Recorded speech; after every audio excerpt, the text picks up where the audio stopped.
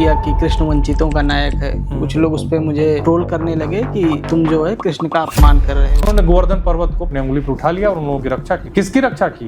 वो कौन थे? वही वंचित लोग जो अभी SC ST और OBC के लोग, उन्हीं की रक्षा की। इलाहाबाद हाई कोर्ट में एक केस चल रहा है और कोर्ट ने बोला कि संज्ञेय अपराध है मनुस्मृति को फाड़ना, जबकि बाबा साहब ने जलाया था। लेकिन मनुस्मृति को जस्टिफाई नहीं किया जा सकता है। आरक्षण आर्थिक आधार पे होना चाहिए। देश में आरक्षण आर्थिक आधार पर होना चाहिए। वो लोग ये बातें कह रहे हैं, वो जाति को जीते हैं, वो अलग बर्तन रखते हैं, दूसरों से घृणा करते हैं, छुआछूत को मानते हैं, झूठे लोग हैं, पाखंडी लोग हैं। अगर आप आरक्षण आर्थिक आधार पर चाहते हो तो पहले तो सबसे पहले जाति को खत्म करिए पूरे भारत से। ब्राह्मण लड़की की शादी एक भंगी के लड़के से होनी चाहिए, ये और ये 90% होने लगेगा, तब रिजर्वेशन आप हटा दीजिए, कोई दिक्कत नहीं है। कुछ लोग घोड़े हैं और कुछ लोग गधे हैं, लेकिन दोनों की नस्ल अलग है। हम तो सभी इंसान हैं, तो फिर उनको गधे और घोड़ों से उसकी एनालॉजी करना, ये मेटाफर ही गलत है, रूपक ही गलत है। तो वो बोलते हैं कि हमारे बाप दादा मेहनती थे तो कमाए पैसा, उसमें क्या दिक्कत। उनसे पूछिए कि उनके बाप दादा ने क्या किया। अंग्रेजों की चापलूसी करना मेहनत है। जब अंग्रेजों का राज था, ये देश के खिलाफ काम कर रहे थे, उनकी चापलूसी कर रहे थे और अपने ही लोगों पर एक तरह से अत्याचार कर रहे थे। भी हमारे स्वतंत्रता संग्राम सेनानी थे, उनके खिलाफ मुखबिरी करते थे। कोई ब्राह्मण व्यक्ति हो और मान लीजिए उनके पूर्वजों ने किसी के साथ भेदभाव किया हो, ठीक है, तो उसकी सजा उसके बच्चों को क्यों मिले? इसलिए भुगतेगा क्योंकि उसको जस्टिफाई कर रहा है। EWS के आने से और इनइक्वालिटी बढ़ी है। आश्चर्यजनक रिजर्वेशन है ये, दुनिया का सबसे बड़ा आश्चर्य है। आपने कुछ मांगा नहीं और आपको थाली भर के दे दिया गया। सारी ऑफिसेज में जो 4th ग्रेड की नौकरियां होती थी, उनको इन्होंने कॉन्ट्रैक्ट में कर दिया। और ये लोग कहते हैं कि देखो रिजर्वेशन इतने साल से लगाने के बावजूद भी और ये लोग एम्पावर्ड नहीं हो रहे हैं। मैं कुछ अपने मुसलमान दोस्तों से बोलता हूँ कि आप आजकल लिखना आपने बंद कर दिया है, तो वो खौफ में है, सोशल मीडिया कुछ लिखते भी नहीं। जानबूझ के उनके लिए एक ऐसा माहौल तैयार कर दिया गया है, अपने नागरिक होने को ही सिद्ध करने बड़ी बात है। और पहले जब उनकी सरकार थी, उन्होंने कहा था कि देश की संपत्ति पर पहला अधिकार मुसलमानों का। ये संपत्ति इकट्ठी करके किसको बांटेंगे? जिनके ज्यादा बच्चे हैं उनको बांटेंगे। We came to India here to study. Now we are being attacked just because this is time for Ramadan and Muslims who are praying. मुसलमानों को मूर्ति नहीं बेचने देंगे। नहीं, हम कोई भी काम करने नहीं देंगे। हिंदू धर्म का कोई भी काम होगा, कोई मुसलमान हिंदू धर्म के किसी भी चीज में हाथ नहीं अड़ाएगा। जनता की गणना जो है वो एक्सरे है और उस एक्सरे को बीजेपी कह रही है कि नहीं करने देना। कंप्लीट एनालिसिस ऑफ कास्ट ही सही में भारत को एक विश्व गुरु के रूप में स्थापित कर सकता है। मेरे गांव में एक व्यक्ति था, वो कहता था मेरा खून और फलाने व्यक्ति का खून निकालोगे अलग निकलेगा। नमस्कार दोस्तों, टॉक विद परमिंदर में एक बार आपका फिर से स्वागत है। मेरे साथ दिल्ली विश्वविद्यालय के एसोसिएट प्रोफेसर संदीप यादव जी हैं। आज हम बात करेंगे कि इस देश में जो मेरिट और आरक्षण को लेकर इस देश में एक बहस चल रही है और ये बहस हर दौर में होती रही है। लगभग 1990 के बाद इस बहस में कई दिलचस्प मोड़ आए, जिसमें मंडल कमीशन की अपनी एक भूमिका रही, जिसमें हम देखते हैं कि बाद के आज के दौर में भारत बंद की एक भूमिका रही।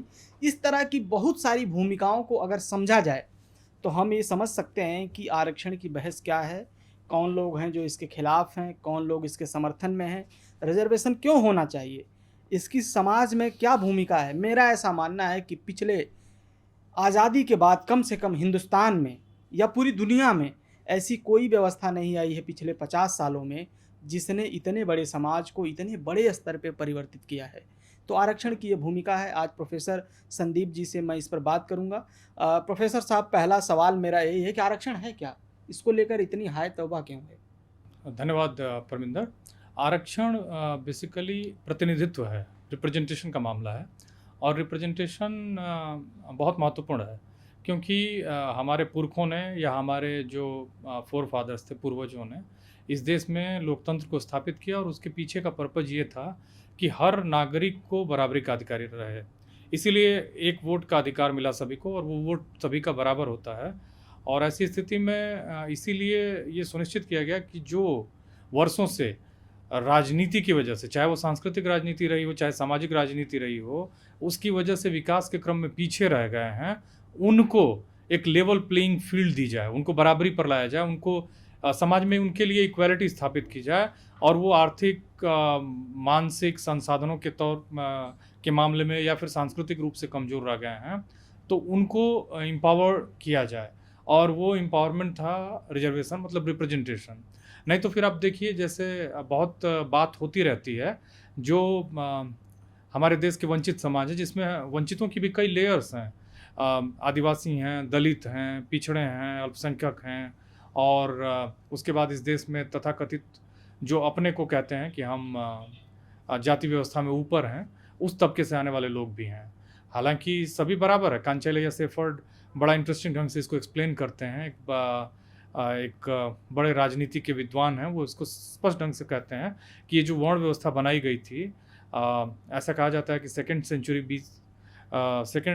BC से लेकर 2nd सेंचुरी AD के बीच में मनुस्मृति लिखी गई कभी, और वो वर्ण व्यवस्था को एक तरह से स्थापित करती है इस समाज में, और उस वर्ण व्यवस्था में ब्राह्मण, क्षत्रिय, वैश्य और शूद्र में बांटा गया है। लेकिन कांचैलिया कहते हैं कि सबसे ऊपर है इस व्यवस्था में आदिवासी, दलित, पिछड़े, और फिर उसके बाद वैश्य, क्षत्रिय और फिर ब्राह्मण। ये पिरामिड है उनका। इस पिरामिड में वो साफ साफ कहते हैं कि ये देश के सीधे साधे निर्दोष लोग हैं, ये इस देश की नींव में है, देश के उत्थान की नींव में है, देश के विकास की नींव में है। तो रिजर्वेशन बेसिकली एक रिप्रेजेंटेशन है, प्रतिनिधित्व है। प्रतिनिधित्व उन तबकों को जो विकास के क्रम में राजनीतिक कारणों से, सामाजिक कारणों से और उसकी साजिश की वजह से पीछे रह गए हैं। इसीलिए भारत की आज़ादी से के बाद सबसे पहले आदिवासी दलित समाज को मिला। OBCs के लिए कमीशन बनाने के लिए आर्टिकल 340 जोड़ी गई, और उसमें प्रावधान था कि उसके द्वारा OBC के लिए कमीशन बनाया जाए, और वो कमीशन इनको रेमेडी माने उपचार ऑफर करेगा कि इन तबकों को क्या उपचार देना है, इनकी बैकवर्डनेस, उनको पिछड़ा कहा गया, इनकी बैकवर्डनेस को कैसे ख़त्म किया जाए और इनको मेन स्ट्रीम में लाया जाए, मुख्य धारा में, और इसकी वजह से समाज मजबूत और समाज आगे बढ़े। यही पूरा पर्पस था, उद्देश्य था। जी। सबसे बड़ी बात यह है कि आरक्षण को लेकर जब एक बहस होती है तो ये बार बार कहा जाता है कि कुछ लोग घोड़े हैं और कुछ लोग गधे हैं, तो गधों को घोड़े की रेस में नहीं दौड़ाया जा सकता है।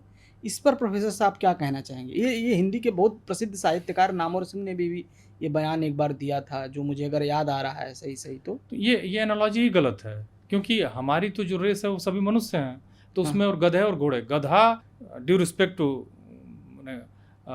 एक एनिमल है, घोड़ा भी एक एनिमल है, लेकिन दोनों की नस्ल अलग है, दोनों माने एक फैमिली के नहीं है। हम तो सभी इंसान हैं, तो फिर उनको गधे और घोड़ों से उसकी एनालॉजी करना या उस मेटाफर को प्रयोग करना, उसमें ये मेटाफर ही गलत है, रूपक ही गलत है। अच्छा, हिंदी, चूँकि आपने हिंदी के प्रोफेसर नामवर सिंह का नाम ले लिया, मैं बताता चलूँ, आप नहीं जानते होंगे, हिंदी नामवर सिंह ने खुद अपने जीवन में पाखंड को जिया।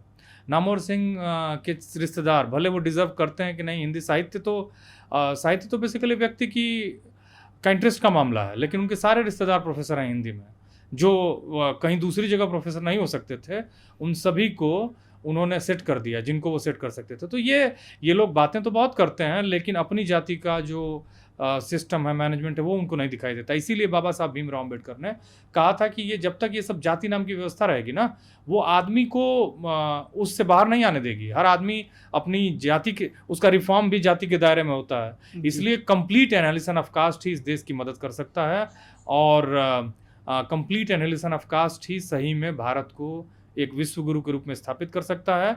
और ये सब कहना कि ये जो विकास के क्रम में, देखिए परमिंदर जी, मेरी 3 चीज़ों से बनती है, मैं स्पष्ट कर देता हूँ, और नामवर सिंह रहते तो मैं उनसे भी डिबेट करता, और मैं जानता हूँ कि मैं जीतता उस डिबेट में। जीत हार का तो कोई मतलब होता नहीं है, लेकिन मैं जानबूझ के इस शब्द जीत का प्रयोग कर रहा हूँ, क्योंकि जिसकी विचारधारा गलत हो, सोच गलत हो, उसकी हार तय है। पूरा आदमी, एक्चुअली प्लेटो दुनिया का सबसे बड़ा दार्शनिक था, जिसको हर विषय में सबसे पहले पढ़ाया जाता है, चाहे म्यूजिक हो, चाहे लाइफ साइंस हो, चाहे जूलॉजी बॉटनी हो, चाहे लिटरेचर हो, चाहे मेडिकल साइंस हो। इतना बड़ा दार्शनिक था, और वो कहता था कि हम इस दुनिया में अपना शरीर नहीं, अपने विचार जीते हैं। आइडियाज आर सो इम्पॉर्टेंट जी। इसीलिए उसको एक प्रत्ययवादी, आप तो हिंदी साहित्य के स्टूडेंट हैं, उसको एक आइडियलिस्ट फिलोसोफर कहते हैं जी। और वो साफ साफ कहता था कि आइडियाज आर सो इम्पॉर्टेंट। तो जिसकी सोच में खोट हो, वो क्या हिंदी साहित्य की मदद करेगा, क्या करेगा? इसलिए उनका जो मेटाफर है, रूपक है, वो पूरा का पूरा गलत है, और बहुत ही ये बात शर्मनाक है, खराब है कि उन्होंने इस तरह का रूपक दिया। कोई गधा नहीं होता है, कोई घोड़ा नहीं है। जो जिसके पास 3 चीज़ें, मेरिट 3 चीज़ों से बनती है। एक तो एम्बियंस मैंने एटमॉस्फियर, और इंटेलिजेंस, और तीसरा अपॉर्चुनिटी। कोई उड़ीसा के कालाहांडी से आता है, कोई उत्तर प्रदेश के चकिया चंदौली से आता है, या फिर एकदम पिछड़े इलाके से लखीमपुर खीरी से आता है, या फिर देवी पाटन के इलाके से आता है, बलरामपुर से आता है जी। उसका आना और एक दिल्ली के कम्प्लीटली एसी स्कूल में पढ़े हुए लड़के या डीपीएस आरके पुरम में पढ़ा हुआ लड़का, इन तीनों को अगर आप कंपेयर करोगे तो दो आपको बहुत पीछे दिखेंगे। लेकिन इन तीनों को 10-15 साल तक एक साथ रखिए, हो सकता है वो दोनों लड़के जो दूर से आए हुए हैं डीपीएस आरके पुरम वालों को छोड़ देंगे, क्योंकि उनके पास वो जो प्रैक्टिकल ज्ञान है और उनके पास जो जीवन को जीतने की एक जज्बा है, जिजीविसा है जीने की, अगर उनमें शार्पनेस है, माने एक ही शार्पनेस के लड़के हैं, तो वो दोनों उसको पीछे छोड़ देंगे, क्योंकि उन्होंने वो उनका जीवन संघर्ष से बना है और उनको वो अपॉर्चुनिटी नहीं मिली थी उन जगहों में जो डीपीएस आरके पुरम वाले बच्चे को मिल रही थी।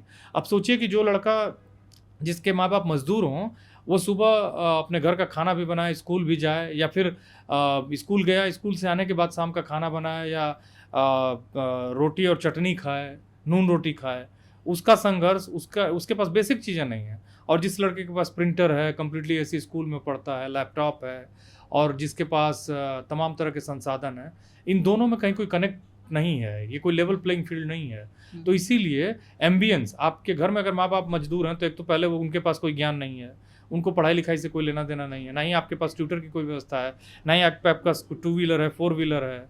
आपको जो एक्सपोजर मिल सकता है लोगों के मिलने जुलने से, उनकी बातचीत को सुनने से, अच्छी फिल्में देखने से, अच्छी जगहों पर जाने से, खाने से, पीने से, एक तो खाने की आपकी सुविधाएं बहुत लिमिटेड हैं, तो उससे आप माल न्यूट्रिशन हो जाते हैं, बीमार रहते हैं, बीमारी से आप पढ़ाई पर ध्यान नहीं देते हैं, तो बीमारी से शरीर भी खराब होता है, पढ़ाई भी खराब होती है, एक समय के बाद पढ़ाई छूटनी ही छूटनी है।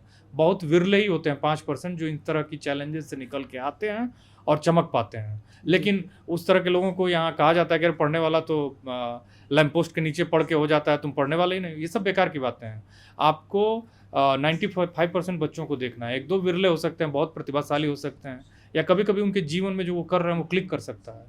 बहुत सारे लोग ऐसे होते हैं जो जिन्हें हम भाग्यशाली कहते हैं, हालांकि भाग्य होगी तो आदमी के काम करने से उसका निर्माण होता है। तो कुल मिला के एम्बियंस माने एटमॉस्फियर घर का, कितनी परिवार में आर्थिक स्टेबिलिटी है और कितने परिवार में बेसिक चीज़ें अवेलेबल हैं, और अपॉर्चुनिटी, आप दिल्ली के पॉश इलाके में साउथ दिल्ली में रहते हो या दिल्ली में भी सीलमपुर में रहते हो, दिल्ली में भी रह के आपको कोई फ़ायदा नहीं होगा अगर आप सीलमपुर में रहते हैं, सीमापुरी में रहते हैं, अगर आप फरीदाबाद के स्लम में रहते हैं, नोएडा के स्लम में रहते हैं, आप गाजियाबाद के स्लम में रहते हैं, तो एम्बियंस हो गया, अपॉर्चुनिटी हो गया, इंटेलिजेंस। जो भी बच्चा कुपोषित नहीं है उसमें इंटेलिजेंस होती है। अब विज्ञान कहता है, हम लोगों ने पढ़ा था अपने स्कूल की टेक्स्ट में, कि जब बच्चा पैदा होता है और उसके 6वें साल तक, माने 0 से 6 साल की उम्र तक, अगर उसको प्रोटीन जिस मात्रा में चाहिए वो मिलता है, बाकी चीज़ें जो मिलती हैं, जो भी खाने की चीज़ें हैं जिससे उसके शरीर का ग्रोथ होता है, अगर वो रेगुलरली मिले तो वो पूरा एकदम नॉर्मल होगा, वो हर चीज़ जो पढ़ेगा उसको समझेगा और वो कुछ भी कर सकता है। तो जब इंटेलिजेंस, मतलब अगर वो कुपोषित नहीं है, इंटेलिजेंट है, तो फिर दिक्कत नहीं है। इन सब तीनों चीज़ों से ही सारी चीज़ें बनती हैं। एक्चुअली ये रिजर्वेशन भी इसी से जुड़ा हुआ है। जो जिन तबकों के पास ये सब कुछ नहीं था, उनको यही देख के ऊपर बराबरी में, कुछ लोग गड्ढे में रह रहे हैं और कुछ लोग जमीन के ऊपर 4 मंजिला इमारत पर रह रहे हैं। तो सोचिए, गड्ढे वाले से और चौथी माले पे रहने वाले व्यक्ति से कोई कंपैरिजन है? कोई नहीं है। इसीलिए संसाधनों के मामले में अब देखिए ना, भारत कितनी गैर बिरादरी वाला देश हो गया है। 1% लोगों के पास देश का 40% धन है, 10% लोगों के पास 60% धन है। देश के 90% ऐसे लोग हैं, 70%, कि देश का करीब 1% धन, देश के 80% ऐसे लोग हैं जो 10% धन पे जी रहे हैं। वो भयावह स्थिति है। इतनी इनइक्वालिटी एकदम नहीं होनी चाहिए। और ये इनइक्वालिटी इसलिए है कि देश में कहीं कोई कानून सही नहीं है, लॉ एंड ऑर्डर नहीं है, और कहीं कोई सिस्टम नहीं डेवलप होने दिया गया। और सिस्टम के टूटने से जो समाज के गड्ढे में रह रहे हैं लोग, उनको सबसे पहले नुकसान होता है। अब मैं एक एग्जांपल देता हूँ। मान लीजिए आप गड्ढे में रहते हो, लिटरली गड्ढे का मतलब स्लम में रहते हो, कम संसाधनों में रहते हो, तो सड़क पे बारिश होगी, 4 फुट पानी लगेगा तो आपके घर में पानी आएगा। जिसने नीचे का एक फ्लोर ही छोड़ रखा है पार्किंग के लिए, उसकी गाड़ी डूबेगी, उसकी गाड़ी का पहिया डूबेगा। और यहाँ आपके घर में पूरा पानी आ गया, आपका अस्तित्व डूब रहा है, और उनके लिए ये बेसिक चीज़ें हैं।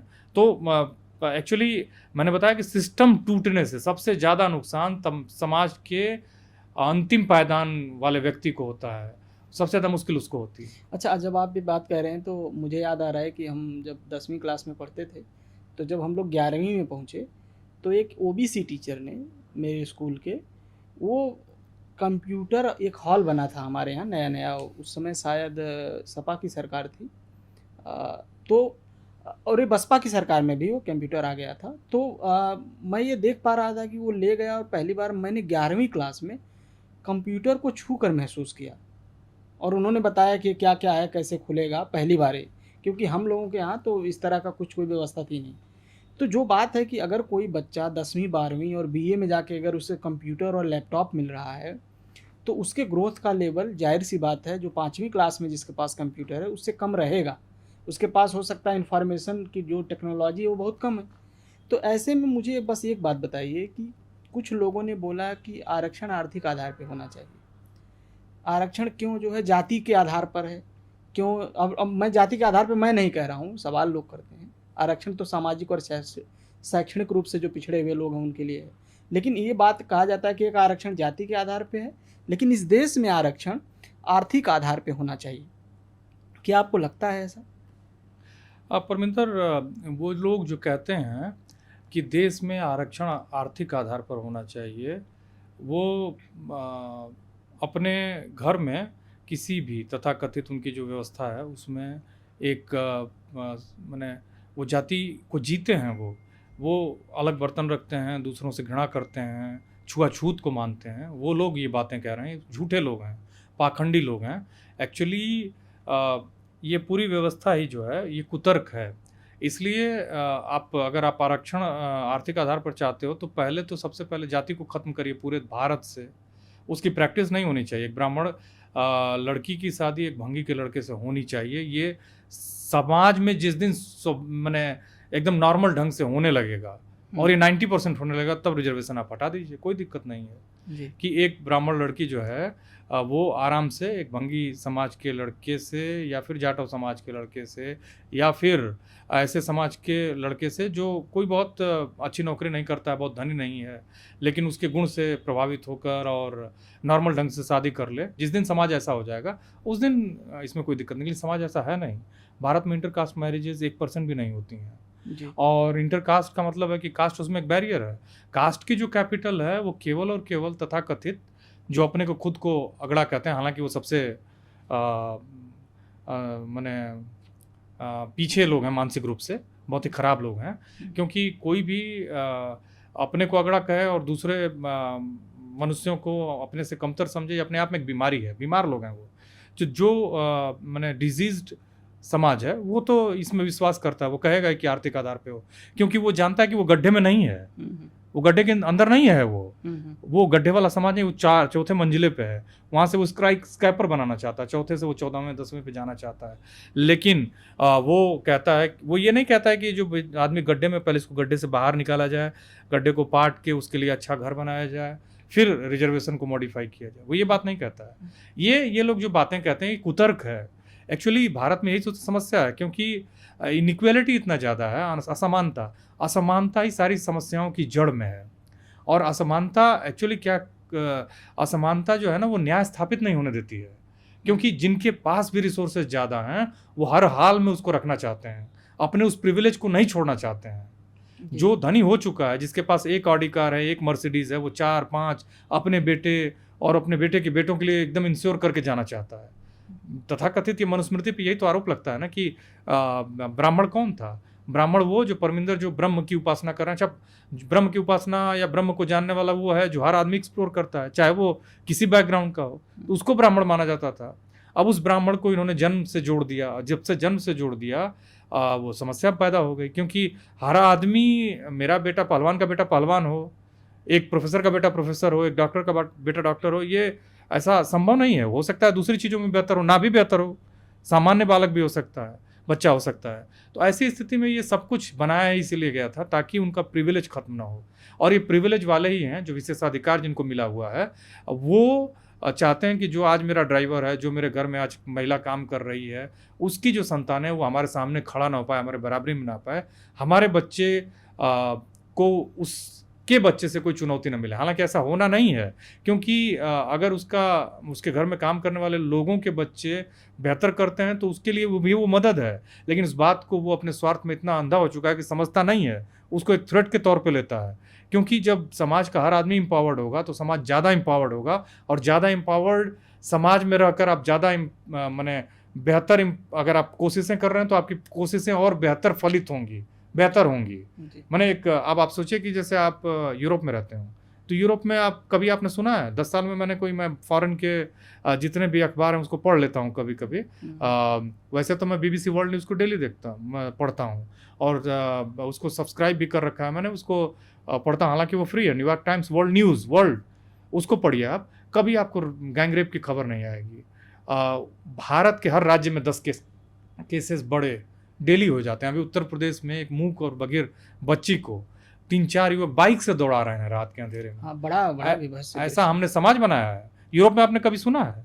आपने कभी अमेरिका में सुना है कि गैंग रेप हुआ? अभी बंगाल में एक डॉक्टर लड़की के साथ हुआ था ना कुछ दिन पहले, 1 साल पहले, 1.5 साल पहले।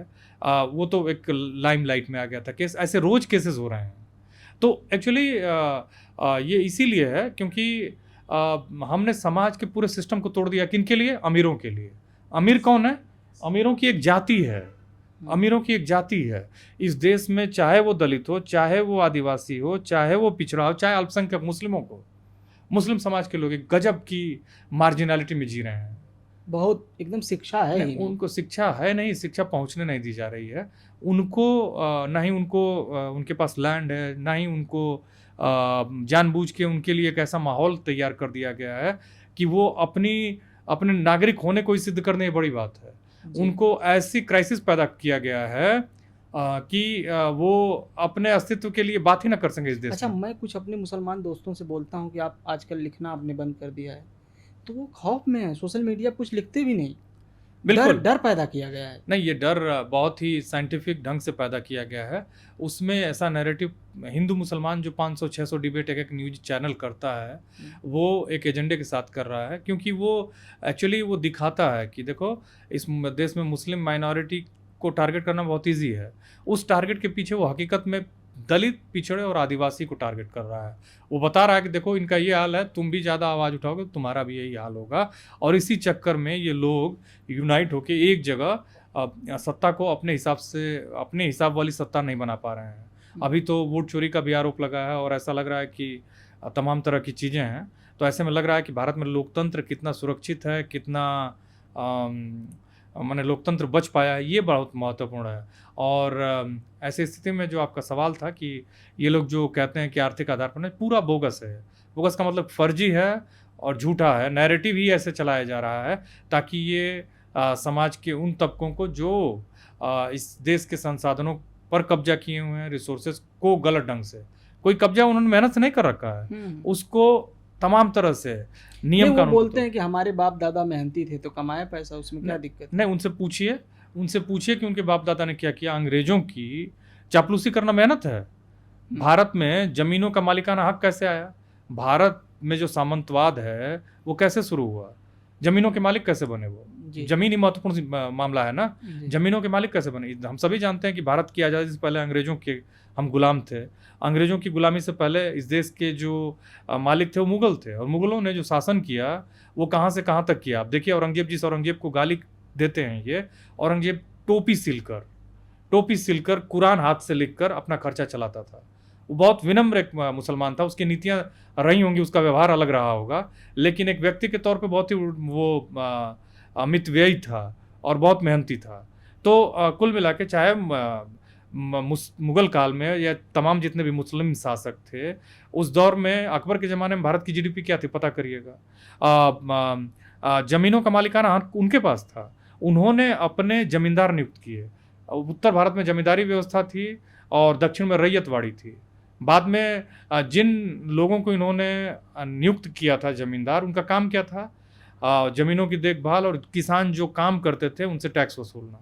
जी, उसी में से ये कोई खेती करने वाले लोग नहीं थे जो कहते हैं कि हमारे बाप दादा ने, हमारे माने उससे पहले भी जब मुगलों का देश में आगमन हुआ या उसके पहले या गुप्त काल में, गुप्ता पीरियड में ब्राह्मणों को जमीनें दान में मिली, जो वो पूजा करवाते थे उसके लिए मिली। और बाद में मैंने बताया आपको कि मुगल पीरियड और तमाम इसके बाद ये जो जमींदार थे इन्होंने मालिकाना हक मैनेज कर लिया, जुगाड़ कर लिया, या ये फिर वसूल रहे थे तो वसूलते रहे। और उसमें सबसे बड़ा कारण था कि जो उनके खेतों में काम करते थे वो ज़्यादातर लोग अशिक्षित थे और सामान्य तबके के लोग थे, जो आर्टिजन्स थे, मैंने एक तरह से कोई लोहार था, बढ़ई था, किसान था, पशुपालक था। इनके पास उतने एक कल्चरल कैपिटल नहीं थी, सोशल कैपिटल नहीं थी। ये जिस काम में लगे हुए थे उसी काम को करते थे, तो इनकी इस जमींदारी वाली व्यवस्था को चैलेंज नहीं कर पाए। उसी में कुछ जातियां थीं जिन्होंने अपनी मेहनत से कुछ ज़मीनें इन्हीं से खरीद लीं, उनके पास ज़मीन है। अदरवाइज ज़मीनें जो है जिन्होंने जमींदारी व्यवस्था के दौरान जो मुगल काल में या फिर अंग्रेज़ों के काल में जो उनके लिए काम करते थे उन्हीं को ज़्यादा मिला। तो एक तरह से देखा जाए तो इन्होंने तो कुछ किया नहीं। जब अंग्रेजों का राज था ये देश के खिलाफ काम कर रहे थे, उनकी चापलूसी कर रहे थे, उनके लिए काम कर रहे थे और अपने ही लोगों का उत्पीड़न कर रहे थे और अपने ही लोगों पर एक तरह से अत्याचार कर रहे थे।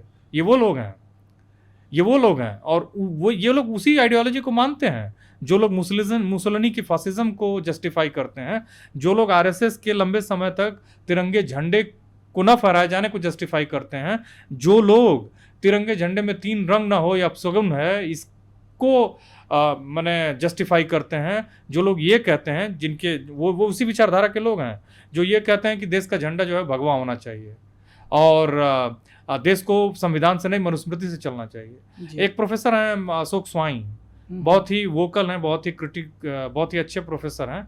वो पीस स्टडीज़ के प्रोफेसर हैं उपसला यूनिवर्सिटी स्वीडन में। बहुत लोग जानते हैं इस देश के पढ़े लिखे लोग, बुद्धिजीवी लोग, लेकिन ज़्यादातर लोग 80-90% लोग नहीं जानते हैं कि वो एक बहुत अशोक स्वाई उड़ीसा की ओरिजिन के हैं और वो स्वीडन में रहते हैं। उन्होंने गल्फ न्यूज़ में बड़ा सुंदर लेख लिखा, आपको गूगल पे मिल जाएगा। अगर गूगल पे भी हटवा दिया गया दूसरी बात है। वो उन्होंने संघ के बारे में विस्तार से लिखा है। उन्होंने बताया कि कैसे संघ जो है, वहीं से जो भी मैं कह रहा हूँ वहीं से मैं पढ़ के कह रहा हूँ। तो अशोक स्वाई कहते हैं कि जो लोग भारत में जितने भी स्वतंत्रता के आंदोलन हुए उन आंदोलनों का विरोध करते थे ये, और जो भी हमारे स्वतंत्रता संग्राम सेनानी थे उनके खिलाफ मुखबिरी करते थे। ये अशोक स्वाई लिख रहे हैं आरएसएस के बारे में। और उस विचारधारा को मानने वाले लोग कैसे होंगे सोचिए, जो कहते हैं कि हमारे बाप दादाओं ने जमीनें। तो एक्चुअली इस देश में तो सबसे पहले लैंड रिफॉर्म होना चाहिए था, जो नहीं हुआ, उसको अभी भी करना चाहिए। जातिगत जनगणना जो है उसी नैरेटिव का सबसे महत्वपूर्ण हिस्सा है, उसी का महत्वपूर्ण हिस्सा है, क्योंकि जातिगत जनगणना जो है वो आप इस देश के लोगों के लिए एक तरह की सोशल ऑडिटिंग का भी काम करेगी। उसके साथ साथ रिसोर्सेज को भी गिना जाएगा कि भाई इकोनॉमिक रूप से किस कम्युनिटी का क्या हाल है, और उसके बाद असेसमेंट होगा। असेसमेंट के बाद उन तबकों को जो कमज़ोर पाए जाएंगे उनको दवाई दिया जाएगा। जैसे आपको विटामिन डी की कमी है, विटामिन B12 की कमी है, तमाम दिक्कतें हैं, कुछ भी प्रॉब्लम हो सकती है, जब आपकी होल बॉडी चेकअप की जाएगी। तो उसी चेकअप को बीजेपी मना कर रही है।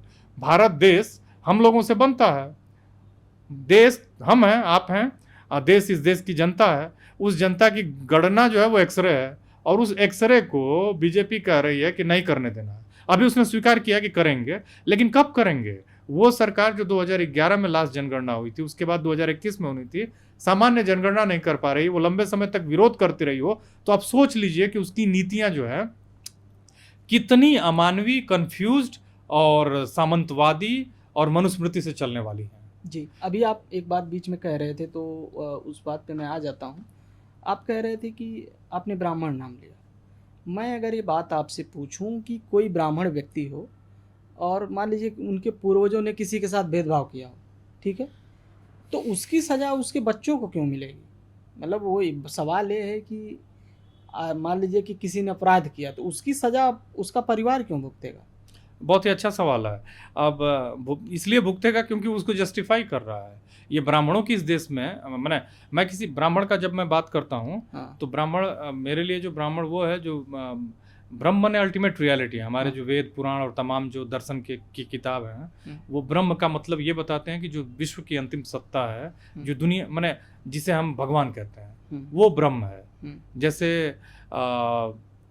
शंकराचार्य ने अद्वैत वेदांत का सिद्धांत दिया ना, उन्होंने कहा जीव और परमात्मा दोनों एक हैं, अद्वैत, नॉट टू बट वन, दो नहीं एक हैं।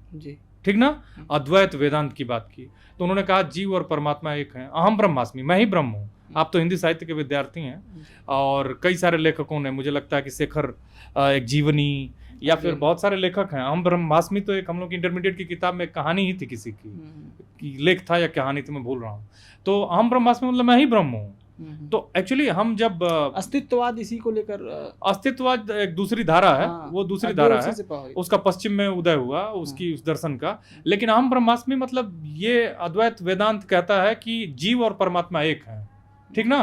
तो जो ब्रह्म है माने अल्टीमेट रियलिटी, जो भगवान जिसे हम कहते हैं, तो वो ब्रह्म का मतलब है कि जो ज्ञान की उपासना करे वो ब्रह्म है।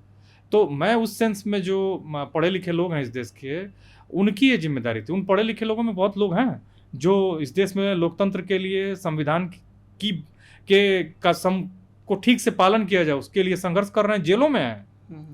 लेकिन ज़्यादातर लोग मैंने 90% से भी ज़्यादा वो इसको जस्टिफाई करते हैं।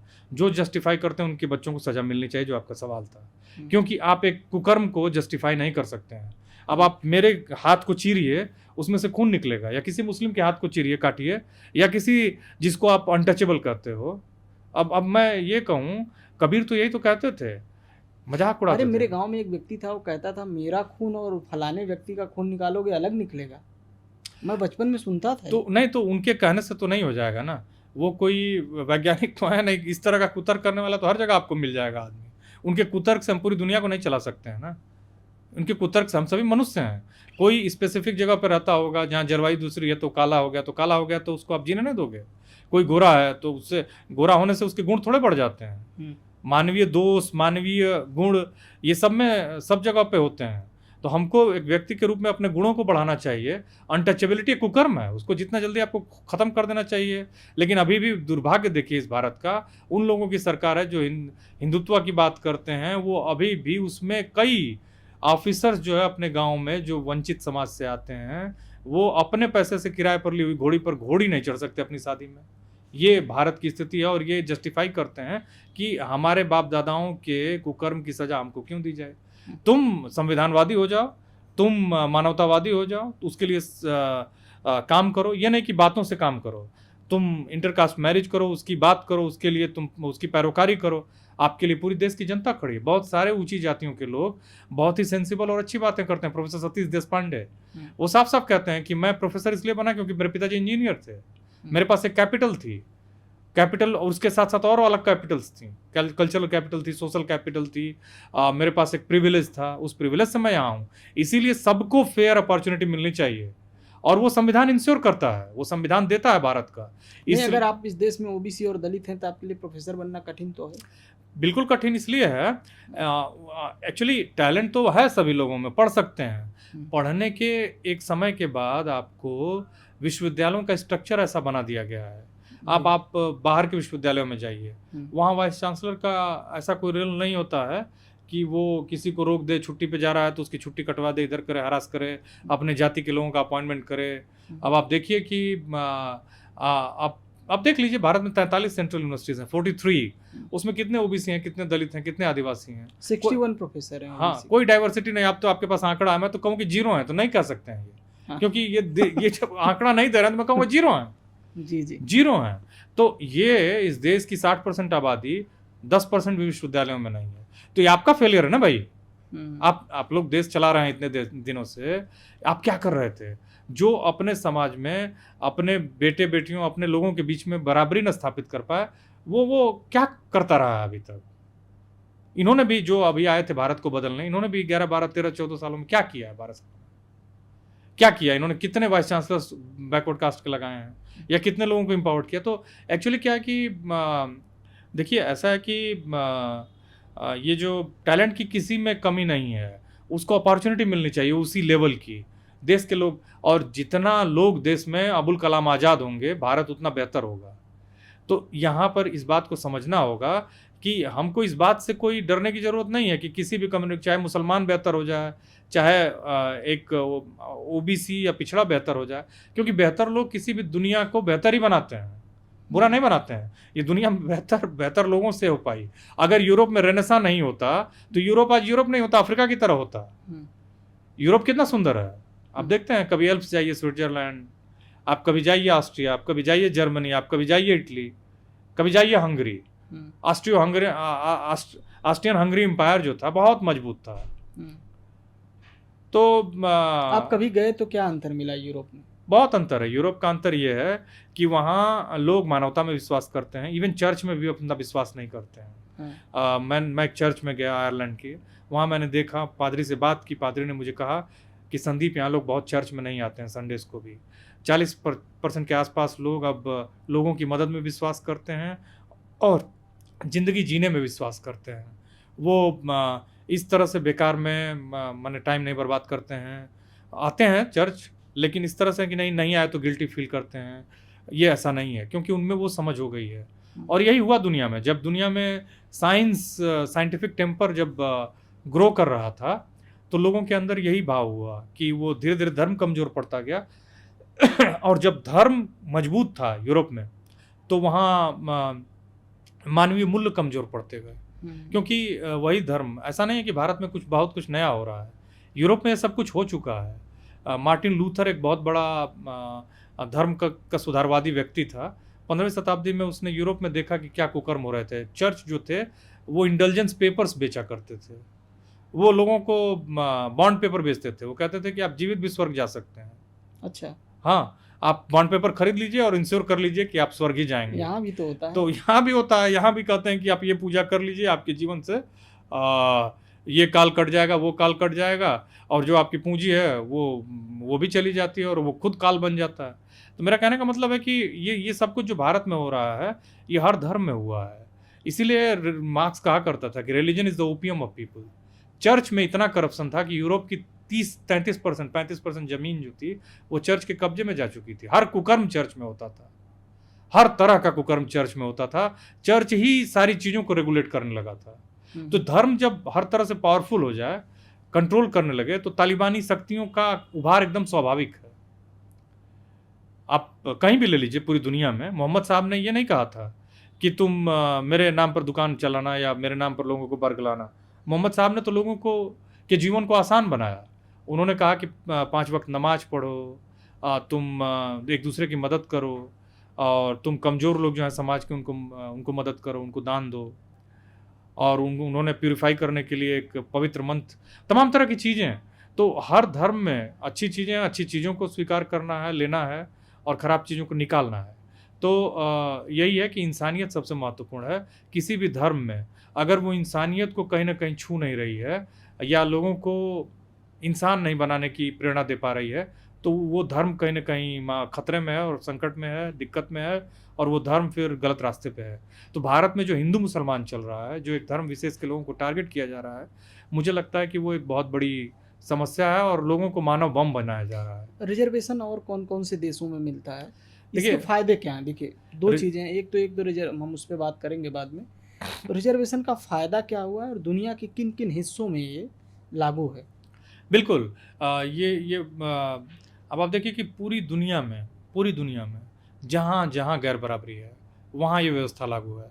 अमेरिका ने अपने ब्लैक्स को, हालांकि अमेरिका के जो गोरे लोग आपको दिखते हैं ये सभी वहाँ के नहीं हैं।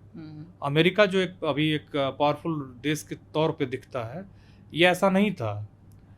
अमेरिका एक पावरफुल देश नहीं था, और सारे जो गोरे लोग हैं वो कहीं ना कहीं यूरोप से और बाकी दूसरे देशों से जाके माइग्रेट किए हैं। अमेरिका की तो खोज ही कोलंबस ने की थी। वो निकला था वो भारत को खोजने, और एक्सीडेंटली उसने खोज दिया अमेरिका को। भारत को लोग खोजना चाहते थे। खोजने का मतलब कि भारत अस्तित्व में था, लेकिन उसको पूरी दुनिया से, बाकी दुनिया से कनेक्ट करना, और बड़ा मुश्किल था ये। जैसा कि हम जानते हैं कि पूरी दुनिया में पहला नाविक मैगलन था, जिसने पूरी दुनिया का एक तरह से चक्कर लगाया। हल्का सा बाकी था तो फिलीपाइंस में वहाँ के एक युद्ध में मारा गया, इन्वॉल्व हो गया और वो मारा गया। कोलंबस ने अमेरिका को खोजा, लेकिन वहाँ के जो मूल निवासी थे वो रेड इंडियंस थे। बाद में बाहरी लोग गए और उन्हीं लोगों को वहाँ पे वंचित बना दिया, और वो वहाँ पे सबसे वंचित समूह रह गए, रेड इंडियंस। और बाद में ये अपनी सुविधा के लिए अफ्रीका से जो सीधे साधे लोग थे, जिन्हें हम श्वेत कहते हैं, भाई अफ्रीका में ऐसी जलवायु है कि लोग वहाँ काले होते हैं, उनको ले गए और उनको गुलाम बना कर रखते थे, हब्सी बना कर रखते थे। तो अमेरिका में 2 ही वंचित वर्ग रह गया, जो वहाँ का असली मालिक था वो, और दूसरे अफ्रीका से लाए गए लोग। हालांकि ये जो रेड इंडियंस हैं इनकी भी कहानी बड़ी इंटरेस्टिंग है। ये भी हजारों साल पहले अफ्रीका से ही आए थे, और ऐसा कहा जाता है कि वो अफ्रीका का हिस्सा अमेरिका यूरोप का हिस्सा जो है बहुत हजारों लाखों साल पहले, ये हम लोगों ने बचपन में पढ़ा है, वो मिल गया था और उसके बाद ये पैदल चले गए थे और वहाँ गए और वो रेड इंडियंस हो गए, ऐसा कहा जाता है। और वो वहाँ के मूल निवासी हैं, लेकिन बाहर से लोग इतना गए, ये जो आपको दिखते हैं जितने भी गोरे लोग, ये या तो फिर लैटिन अमेरिका के हैं या फिर यूरोप के हैं और बाकी दुनिया के दूसरे देशों के हैं, ज़्यादातर सेंट्रल यूरोप के हैं, कॉकेशियंस हैं, ऑस्ट्रेलियंस हैं, यूरोप के दूसरे हिस्सों के हैं, इनकी ओरिजिन है। ये गए वहाँ पे और मालिक बन गए, क्योंकि इनके पास एक अपने दुनिया का एक कैपिटल था, पहले से ही स्मार्ट थे, ये चालाक थे। जैसा कि जो समुंदर है ना पूरी दुनिया का, उस पे इंग्लैंड के नेवल फोर्स के उभार से पहले स्पेनिश लोगों का कब्जा था। इसीलिए आपने देखा होगा कि ज़्यादातर जो स्पेनिश लोगों की कॉलोनी है वो लैटिन अमेरिका में है। जो लैटिन अमेरिकन देश हैं, चाहे वो मैक्सिको हो, ब्राज़ील हो, बोलीविया हो, ये सब पैराग्वे, उरुग्वे और ये तमाम देश, इन सारे देशों पर ज़्यादातर कब्जा स्पेनिश स्पीकिंग पावर्स का रहा, तो वो लोग भी स्पेनिश बोलने लगे। कुल मिला के मैं ये कहना चाह रहा था कि अमेरिका में भी गैर बराबरी थी और उन लोगों को न्याय देने के लिए वहाँ रिजर्वेशन देना पड़ा। उसको वो लोग अफर्मेटिव एक्शन कहते हैं। अफर्मेटिव एक्शन, नाम अलग अलग हैं, ब्राज़ील में है ये व्यवस्था, फ्रांस में है, इंग्लैंड में है, मलेशिया में है, बाकी सभी जगहों पर है। जो लोकल लोग हैं उनको एक रेमेडी दी जाती है, और ये रिजर्वेशन नहीं, एक तरह का रिप्रेजेंटेशन है। भारत में बाबा साहब ने इसको बहुत सटीक आइडेंटिफाई किया था। उन्होंने साफ साफ कहा, बाबा साहब भीमराव अम्बेडकर ने, कि जब तक इसमें कोड वाली स्थिति कास्ट पैदा करती है और कास्ट को जस्टिफाई करता है हमारा जो धर्म है, हमारी जो रिलीजियस टेक्स्ट है, धर्म ना ऐसे बुना गया है कि वो उसको जस्टिफाई करता है। हालांकि वो अपने रिसर्च में बड़े अच्छे रिसर्चर थे बाबा साहब भीमराव अम्बेडकर, वो अपने रिसर्च में साफ साफ कहते हैं कि ये इंटरपोलेशन है। माने ये जो कहा जाता है ना कि ऋग्वेद में भाई 4 हमारे वेद हैं, सभी हम जानते हैं, यजुर्वेद, अथर्ववेद, सामवेद, एक ही जगह पुरुष सूक्त का जो 90वां श्लोक है उसमें जो चर्चा है, एक जगह चर्चा है। इसलिए बाबा साहब भीमराव अम्बेडकर कहते हैं कि ये बाद में जोड़ा गया है। इसी को माने जो विमर्श है उसमें इंटरपोलेशन कहा जाता है। इसी तरह से वो कहते हैं कि बहुत सारे टेक्स्ट में ये जोड़ा गया ताकि ये जो व्यवस्था है, एक ब्राह्मण का बच्चा, पुजारी का बच्चा पुजारी होगा, वो एक्चुअली इसको जस्टिफाई किया जा सके, इसलिए ये सब कुछ एक नैरेटिव तैयार किया गया। रिलीजन भी उसी तरह से बनाया गया ताकि इसको चैलेंज न किया जा सके। बाबा साहब वो कभी बुद्धिस्ट नहीं होना चाहते थे। कालाराम मंदिर में, कालाराम नासिक में एक मंदिर है, वहाँ पर उन्होंने मंदिर की एंट्री के लिए प्रोटेस्ट भी किया लंबे समय तक। लेकिन जब उन्होंने देखा कि इस तरह के जो हमारे प्रोटेस्ट हैं और इस तरह के जो प्रयास हैं वो सफल नहीं होंगे, क्योंकि ये जो पूरी व्यवस्था है ना वो तथाकथित कुछ जातियों के आसपास ही घूमती है, उनके प्रिविलेज के आसपास घूमती है, और उसको तोड़ पाना इस धार्मिक और उस व्यवस्था में तभी संभव है जब लोगों को धर्म से अलग किया जाएगा, पूरी तरह से शिक्षित किया जाएगा और उनको ये समझ आ जाएगा कि जाति के टूटने से ही, समतावादी समाज के बनने से ही बेसिकली इस देश में बराबरी स्थापित हो सकती है और धर्म का प्रभाव खत्म हो सकता है। और मंदिरों में इस तरह की जो आप एंट्री और नहीं एंट्री देते हो, क्या भगवान को किसी ने वो बना लिया है क्या कि वो आप भगवान उन्हीं के हैं? भगवान ने कभी कहा किसी को कि आप इनको फलाने को मेरे टेम्पल में एंट्री मत लेने देना? ऐसा कभी कहा था क्या? तो ये फिर मंदिरों में एंट्री को किसने रोका? एक्चुअली ये जो व्यवस्था है इसी आधार पर ही स्थापित है। जब आप किसी को डिस्क्रिमिनेट करोगे ना, जैसे अभी पूरे देश में एक विलन के तौर पर मुसलमान को प्रोजेक्ट किया जा रहा है कि वो तो इस देश को टेक ओवर कर लेगा, लेकिन आप ठीक से सोचिए तो 15% इस देश का मुसलमान इस देश को कैसे कब्जा कर लेगा? जब आप इस तर्क के पीछे जाते हैं तो आपको पता चल जाता है कि तो बेवकूफ़ बनाने के लिए कब्जा किसी और का है, बताया किसी और। एग्जैक्टली तो यही बात है। धर्म इन्हीं सब चीज़ों को करता है, इन सब चीज़ों को जस्टिफाई किया जाता है, लोगों को कंफ्यूज किया जाता है और उनका अंतहीन शोषण किया जाता है। उसी शोषण से बाबा साहब भीमराव अम्बेडकर सारे वंचितों को निकालना चाहते थे। इसीलिए उन्होंने फाइनल कॉल दी कि आप छोड़िए इस धर्म को, और बुद्धिज़्म जो कि एक बहुत ही वैज्ञानिक धर्म है, जो बहुत ही बराबरी की बात करता है, इक्वालिटी की बात करता है, उसको आप अपनाइए, आपका भला उसी से होगा। जी, मैं भाई 2 दिन पहले मैंने एक ट्वीट किया कि कृष्ण वंचितों का नायक है। कुछ लोग उस पे मुझे ट्रोल करने लगे कि तुम जो है कृष्ण का अपमान कर रहे हो, जबकि ऋग्वेद में एक कृष्ण है जो ब्लैक कलर के हैं, जिनको इंद्र ने मार कर जिनकी खाल खींच ली है और अपने कबीले के लिए खूब लड़ा हो, बहुत साहसी व्यक्ति। तो मैं बस ये कह रहा था सर कि ये जो धार्मिकता है, जो धार्मिक आडंबर हैं, ये तो अपनी जगह है। इसके साथ जो एक चीज़ जुड़ी हुई है कि कुछ लोग ये मानते हैं कि धर्म की सत्ता पर सिर्फ उनका अधिकार है और वो मिथकों की जिस तरह अपने अनुसार व्याख्या करना चाहते हैं कि वो क्या व्याख्या करना चाहते हैं। मैं बस आपसे ये जानना चाहता हूँ कि जो धार्मिकता एक किताब है, मनुस्मृति, आप कह रहे थे अभी कि ग्रंथ और तमाम धार्मिक ग्रंथों का बड़ा योगदान है इस अंतहीन शोषण में, तो मनुस्मृति एक किताब है और आपने अगर पढ़ी है तो उसके बारे में आप बताएं कि वो किस तरह से लोगों का उस किताब के माध्यम से, हम जानते हैं कि तुलसीदास ने भी कई जगहों पे बहुत कुछ लिखा है, लेकिन मनुस्मृति एक संविधान जिसको कुछ लोग मानते हैं। अभी आरजेडी की जो प्रवक्ता हैं प्रियंका भारती पर इलाहाबाद हाई कोर्ट में एक केस चल रहा है और कोर्ट ने बोला कि संज्ञेय अपराध है मनुस्मृति को फाड़ना, जबकि बाबा साहब ने जलाया था। मैं यही सोच रहा हूँ कि क्या ये समाज पीछे जा रहा है? अगर इस समय सोचिए अगर बाबा कोई जलाएगा, क्या होगा उसके साथ? अब देखिए, केस चल रहा है और बहुत ही दुखद है, क्योंकि इस दुनिया, पूरा इतिहास रहा है इस पूरी दुनिया में कि जब जब लोगों ने अपने लिए, माने मानवता के लिए आवाज़ उठाई, बराबरी के लिए आवाज़ उठाई, उनका कत्लेआम किया गया, उनको मारा गया। लेकिन मनुस्मृति को जस्टिफाई नहीं किया जा सकता है। आपने अभी कृष्ण की बात की, मैं उससे शुरू करता हूँ। मैं लंबे समय तक लॉकडाउन के दौरान संयोग से मेरे लिए धर्म मानव की सेवा है और मैं कभी इस तरह से व्यक्तिगत तौर पर मंदिरों की लाइन में नहीं रहता हूँ और ना ही मेरा उस तरह का कुछ मंदिर मेरे लिए, जब वो दूर की जगह पे हैं तो उन जगहों को देखने जाने समझने की जगह हो सकती है, लेकिन मंदिरों में मेरा कुछ ऐसा नहीं है। और हिंदुइज्म इतनी फ्रीडम देता है, यही इसकी ब्यूटी है कि आप नास्तिक होके या कम धार्मिक होके भी आप उस धर्म में आराम से रह सकते हैं। इसीलिए हिंदुइज्म को कभी खतरा नहीं होगा, उस पर मैं बाद में आऊँगा। लेकिन जो आपने कृष्ण की बात कही, एकदम सही बात है और आप सही हैं कि कृष्ण जो है वो वंचितों के नायक थे। उन्होंने किया क्या, आप एग्जाम्पल से लीजिए। जिस गोवर्धन पर्वत की बात करते हैं ये लोग, वो मिथक ही है। मैं ये महाभारत और रामायण को एक मैं साहित्यिक ग्रंथ के तौर पर लेता हूँ। कुछ लोगों को बुरा लगेगा, वो मुझे भी ट्रोल करेंगे, गाली देंगे, लेकिन मैंने बहुत सोचा है, समझा है, इसको समझने की कोशिश की है।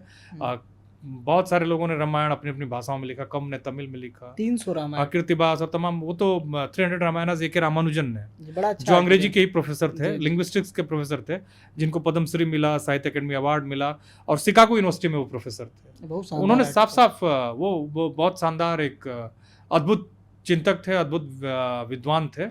एक रामानुजन की किताब भी थी, DU में प्रेस्क्राइब भी थी, उसको निकाल दिया गया। तो वो यही बताता है कि ये कहानी है और उसकी तमाम अलग अलग वर्जन है। राम अलग हैं वहाँ, उसमें अलग अलग रूपों में है। तो देखिए, कृष्ण निसंदेह रूप से वंचितों के एक नायक थे। उन्होंने जब इंद्र ने उनके लोगों पर मैंने एक तरह से आक्रमण हमला करने की कोशिश की उस मिथक के हिसाब से, तो उन्होंने गोवर्धन पर्वत को प्रतीकात्मक ढंग से ही, सही या जैसे भी अब लोग कहते हैं कि अपनी उंगली पे उठा लिया और उन लोगों की रक्षा की। कई दिनों तक बारिश होती रही, बारिश में प्रलय हो जाता, डूब जाते लोग, पानी बढ़ता। तो जैसे बादल फट रहे हैं आजकल, और लोग, बादल ही फाड़ दिया था इंद्र ने, तो उससे रक्षा की कृष्ण ने। किसकी रक्षा की? वो कौन थे? गांव में कौन रहते हैं? वही वंचित लोग जो अभी SC ST और OBC के लोग हैं, उन्हीं की रक्षा की। तो ये आपकी जो बात कहाँ से गलत है, लोग झूठ बोलते हैं। और बाबा साहब ने साफ साफ बताया कि एक्चुअली धर्म को ना जो लोग कंट्रोल करते हैं, जिन्होंने उसको, संस्कृत एक डेड भाषा क्यों हो गई? संस्कृत को कहा गया कि देवों की भाषा है, क्योंकि जब आप संस्कृत सीख लेते तो आप संस्कृत में जो ज्ञान है उसको आप फिर पढ़ के समझ के चैलेंज करने लगते, तो ये पढ़ने ना पाए, इसीलिए बता दिया गया कि संस्कृत देवों की भाषा है, कोई पढ़े नहीं, उसको एक पर्टिकुलर जाति से आने वाला, विशेष जाति से आने वाला व्यक्ति ही पढ़ेगा, और ताकि वो ज्ञान उन्हीं में घूमता रहे। आप बस सुनिए उस श्लोक को, उसका माने मत समझिए, उसका मतलब ना समझिए, आप उनकी हाँ में हाँ मिलाते रहिए, मूर्ख पढ़ रहिए। कारण ही यही है। तो देखिए, जिस व्यवस्था को जो मूर्ख बनाती हो समाज को, और उसको जो वहाँ का अगड़ा समाज या फिर वो समाज जो उस समाज को कंट्रोल कर रहा है उसको जस्टिफाई करता है, तो समझिए उससे बड़ा धूर्त कोई नहीं है पूरी दुनिया। यूरोप में वॉल्टेयर था, अमेरिका में अब्राहम लिंकन थे, एक से एक बेहतरीन लोग थे। क्या उन्होंने अपने लोगों को शिक्षा के लिए रोका? रोकते तो फिर अमेरिका आज अमेरिका होता या फ्रांस फ्रांस होता। हम लोग जो राफेल खरीद रहे हैं या विमान खरीद रहे हैं फिर किसी और देश से खरीदते। आप तभी बनाओगे ना जब आपके यहाँ लोग ज़्यादा से ज़्यादा मजबूत लोग होंगे, जो साइंस में रुचि रखते हैं, उनको साइंस की पढ़ने की व्यवस्था करिए। इंग्लैंड एक मजबूत देश नहीं होता। आपको मैं बताता चलूं, लेकिन खैर ये बहुत बड़ा वो हो जाएगा। मैं वापस लौटता हूं सवाल पर कि जो आपने पूछा था, कृष्ण की बात की थी, वंचितों के नायक। वंचितों के नायक थे, और जो गीता में बहुत सारी बातें कही जाती हैं, गीता में भी इंटरपोलेशन है, बहुत सारी बातें जोड़ी गई हैं और कृष्ण के नाम से फैलाई जाती हैं। वो व्यक्ति जो कंस को मारता हो, अपने मामा को मारता हो, किसके लिए? उनको कोई दिक्कत नहीं थी, दूसरों की रक्षा के लिए। वो आदमी गैर बराबरी को अपनी किताब में कभी बढ़ावा देगा? असंभव है। तो वो उस तरह की चीज़ों को, अगर है भी, गीता उनका अर्जुन को ज्ञान था, अर्जुन को समझाने का मामला था, लेकिन बहुत सारी चीज़ें जिन चीज़ों पर जिन लोगों का अधिकार था उन लोगों ने उसमें जोड़ा है, इंटरपोलेशन किया है, उसमें जोड़ा गया है ताकि अपनी बातों को, अपने अस्तित्व को जस्टिफाई किया जा सके। जैसे कबीर में बहुत सारे दोहे बाद में जोड़ दिए गए, बाद में जोड़ दिए जाएंगे, बिल्कुल। अब वो बताइए कि मैंने एक ही व्यक्ति दोनों बातें कैसे कह सकता है? जीवन में हर व्यक्ति का एक ही स्टैंड होता है, दो स्टैंड नहीं हो सकते हैं, असंभव है ये। किसी भी विद्वान चिंतक का एक ही स्टैंड हो सकता है, या तो मानवतावादी होगा और या तो अतिवादी होगा। वो अतिवादी भी हो, मानवतावादी भी हो, असंभव है। अच्छा, हम जब संस्कृत पढ़ते हैं तो संस्कृत में आप देखते होंगे कि जो नाटक लिखे गए उनमें जो निम्न जाति के जो पात्र हैं वो पाली और प्राकृत बोलते हैं, और जो उसमें ब्राह्मण हैं या जो मुख्य पात्र हैं, जो राजा है उसमें, वो संस्कृत बोलता है। तो ये जो अंतर तो था ही इन ग्रंथों में। मैं मेन चीज़ पे अब आता हूँ जिस पर हमने बातचीत शुरू की थी। मुख्य बात यह है कि आरक्षण का नुकसान कुछ हुआ है क्या? आप समझते हैं कि नुकसान भी हुआ है? आरक्षण का नुकसान तो नहीं हुआ है, क्योंकि आरक्षण एक ऐसी व्यवस्था है जो नुकसान पहुंचा ही नहीं सकती। आरक्षण को एक्चुअली तमाम तरीकों से इनइफेक्टिव कर दिया गया, उससे नुकसान हुआ है। जैसे दो तरह से इनइफेक्टिव किया गया है, उसको खत्म करने का प्रयास है। पहला तरीका है कि आप देखिए, जब ओबीसी के लिए व्यवस्था की जा रही थी तो उसमें क्रीमिलर का कॉन्सेप्ट और एक कमाई की सीमा। हालांकि 1990 में जब 7 अगस्त 1990 को ओबीसी का मंडल कमीशन लगा, उससे पहले ओबीसी का देश के रिसोर्सेज में 5% रिप्रेजेंटेशन था। और दूसरी, कैसे रिजर्वेशन को इनइफेक्टिव किया जा रहा है या ख़राब किया जा रहा है, एक तरह से बेमतलब का किया जा रहा है। मैं अगर अंग्रेजी में उसका क्षमा करेगा, हिंदी में अनुवाद करूं तो वो इस तरह से किया जा रहा है कि जैसे कंपनियों का प्राइवेटाइजेशन कर दीजिए, जो सरकारी संस्थाएं थी उनको कॉन्ट्रैक्ट पे।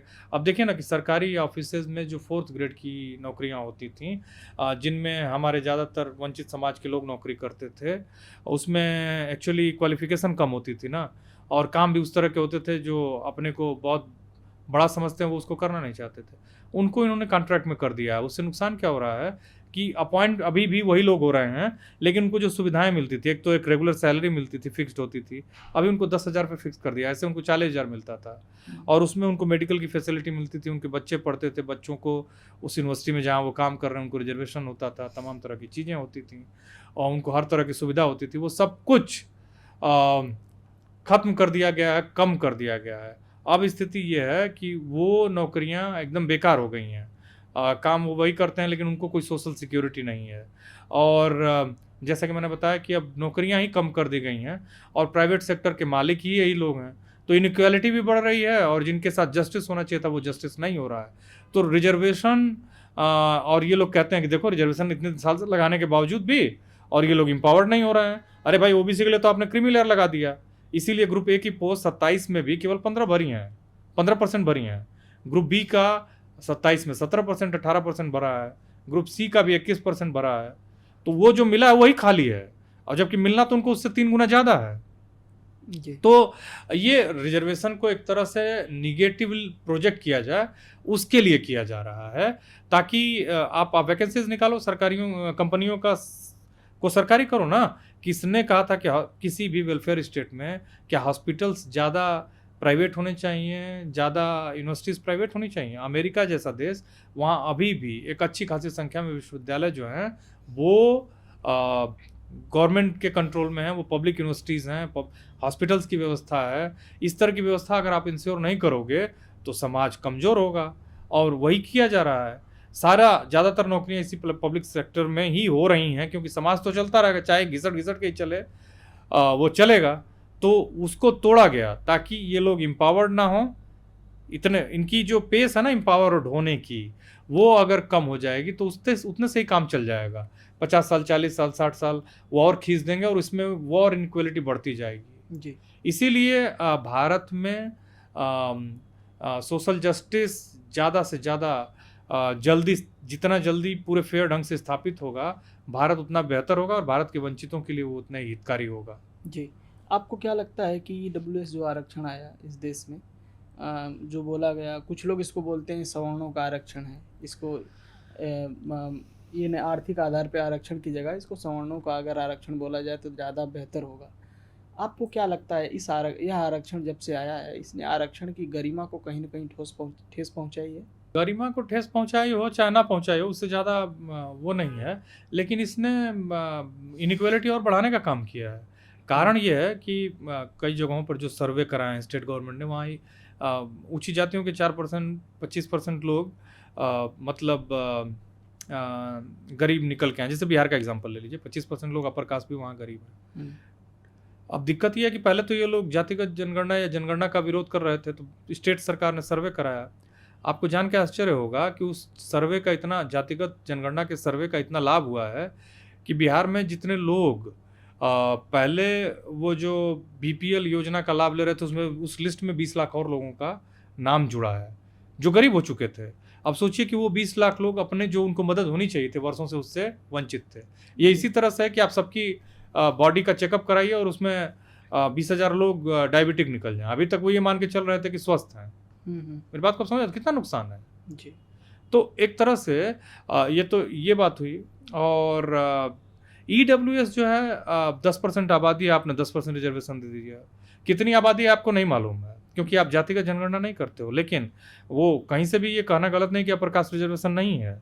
ब्राह्मण, क्षत्रिय, वैश्य, मैंने अगर कुछ नॉर्थ इंडियन स्टेट्स में देखा जाए तो कितनी जातियों को मिल रहा है? बनिया, ब्राह्मण, राजपूत, कायस्थ और भूमिहार।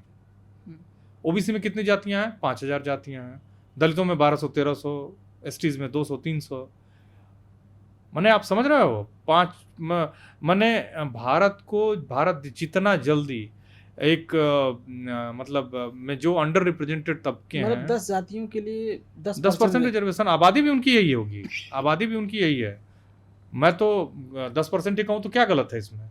कोई आंकड़ा है नहीं। और आप नॉर्थ ईस्ट के कई राज्यों को ले लीजिए जहाँ इनकी 10% भी आबादी नहीं है, वहाँ ईडब्ल्यूएस रिजर्वेशन उतना ही लागू है। आज तक पूरा ओबीसी का रिजर्वेशन यूनिफॉर्म ढंग से नहीं लागू है भारत में। मध्य प्रदेश, उड़ीसा में 11%, उड़ीसा में तो 0 है। और वहाँ उस एससीबीसी के रिजर्वेशन में एक बड़ी जाति को जोड़ दिया गया, जिसकी वजह से एक तरह से 0 है। बंगाल में नहीं है 27%, झारखंड में था तो नहीं था तो बढ़ा किया गया है। तो इसलिए इस बात को समझना है कि प्रोपोर्शनेट रिप्रेजेंटेशन होना चाहिए, और आरक्षण कोई खराब व्यवस्था नहीं है। ईडब्ल्यूएस के आने से और इनइक्वालिटी बढ़ी है, क्योंकि आपने कभी सुना कि ईडब्ल्यूएस रिजर्वेशन के लिए कोई धरना, प्रदर्शन, आंदोलन किया गया? आश्चर्यजनक रिजर्वेशन है ये। 19 जनवरी 2019 को ये लागू कर दिया सरकार ने, और नहीं कभी एक धरना प्रदर्शन हुआ हो, किसी ने मांगा हो कि मुझे दिक्कत है, मुझे रिजर्वेशन दीजिए। पहला भारत का, ये दुनिया का सबसे बड़ा आश्चर्य है कि आपने कुछ मांगा नहीं और आपको थाली भर के दे दिया गया। आपने पहले बताया नहीं कि मैं भूखा हूँ या खाना नहीं खाया है या भूखा नहीं हूँ, लेकिन उसके बावजूद भी आपको भोजन मिल रहा है। ये जो रिजर्वेशन है, आश्चर्यजनक रिजर्वेशन है जी। कहीं कोई आंदोलन नहीं हुआ, और ये भी नहीं बताया गया कितनी आबादी है, कितना रिजर्वेशन होना चाहिए। ना समर्थन में आंदोलन हुआ, ना विरोध में आंदोलन हुआ, और वो लागू हो गया और धड़ल्ले से चल रहा है। नियुक्तियां हो रही हैं, लोग आनंद ले रहे हैं। उसी से जुड़ा हुआ आप उत्तर प्रदेश का एक मसला समझ लीजिए, जहाँ हिंदुत्व वाले विचारधारा की एक सरकार है। वहाँ 69,000 प्राइमरी टीचर्स की भर्ती होती है, और उस भर्ती में ऐसा बताया गया कि 6500 जो ओबीसी बच्चे हैं, एससी बच्चे हैं, उनकी नौकरियां छीन ली गई हैं। अब ये नंबर और ज़्यादा हो सकती है, लेकिन सबसे आश्चर्यजनक बात यह है कि अगर 6500 लड़के भी हैं, 6500 लड़के भी हैं, तो ओबीसी कमीशन ने कहा था, जो भारत का ओबीसी कमीशन है नई दिल्ली में, वो उसने कहा कि ये गलत हुआ है और उत्तर प्रदेश सरकार को इसको रिव्यू करके और तुरंत जस्टिस करना चाहिए। बहरहाल वो तो कुछ किया नहीं और ओबीसी ने अपनी राय दे के अपना पीछा छुड़ा लिया। लड़के फर्स्ट सिंगल जज बेंच में गए, उसने कहा कि इसको तुरंत सही करिए और बच्चों को ज्वाइन कराइए। नहीं हुआ। वो डबल जज की बेंच में गए, उसने भी कहा ये पूरा अन्याय है, बच्चों को तुरंत ज्वाइन कराइए और इसको सही करिए। आज तक वो लिस्ट सही नहीं है। जो स्टेट है चला गया सुप्रीम कोर्ट और वो लटका हुआ है 5 साल से। उनकी जगह पर दूसरे तबके के लोग जो सेलेक्ट हैं वो पढ़ा नहीं रहे हैं, उन्होंने शादियां कर ली हैं, सैलरी ले रहे हैं और आनंद का जीवन जी रहे हैं। इस राज्य में इससे बड़ा घोर आश्चर्य क्या हो सकता है कि जिसको जो मिला हुआ है वो भी छीन लिया जा रहा है। छीन के उस 6500 में जिनकी जगह पर नौकरी करना चाहिए था, जिनकी नौकरी है वो मेरिट वाले हैं बच्चे, उनकी नौकरी छीन ली गई है। वो दर दर भटक रहे हैं। इको पार्क में वो कितनी न जाने कितनी 100 रातों से सोए नहीं है। बेड क्या होता है उन्होंने जाना नहीं। उन बच्चों के साथ इसी अभी के भारत में हो रहा है 5-6 साल से। अब उसकी अगर क्रोनोलॉजी में जाएंगे तो वो एडवर्टीजमेंट आया था 1 जनवरी 2019 को या 20 को, अपॉइंटमेंट हो गए थे 20-21 तक। तब से वो आंदोलन चल रहा है। उसके बाद से जी। पहले तो शुरुआत में और बेईमानी की गई थी, उसको थोड़ा सीधा किया गया, सही किया गया, लेकिन ये बेईमानी जो है वो ओबीसी एससी बच्चों के साथ एक लंबे समय से की जा रही है।